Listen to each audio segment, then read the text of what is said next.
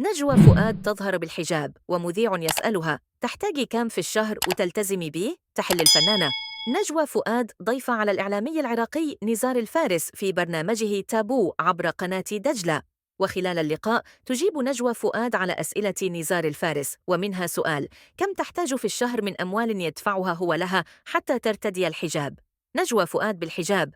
وتظهر نجوى فؤاد في لقطات من برومو حلقتها بالبرنامج، وهي تضع الحجاب على رأسها وتجيبه قائلة: وفر لي أعيش وافتح بيت كويس.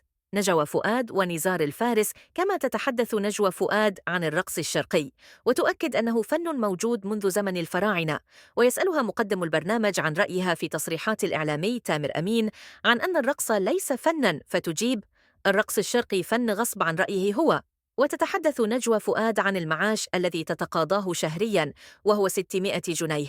كما تقول إن زي الفنانة دينا أثناء الرقص غير مناسب، على عكس الفنانة فيفي عبده.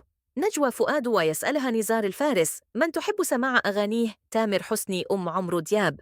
فتختار تامر حسني وتقول عنه: تامر حسني يتفوق على عمرو دياب، هو دلوقتي مكسر الدنيا. وعن رأيها في أجور النجوم وما يحصل عليه محمد رمضان عن المسلسل الواحد الذي قد يصل إلى 40 مليون جنيه، نجدها تجيب قائلة أن المبلغ المناسب هو 5 ملايين حد أقصى. كما تتحدث نجوى فؤاد عن نجوم الزمن الجميل عبد الحليم حافظ وأحمد رمزي، وتؤكد أنها عندما تزوجته لم تحصل على مهر.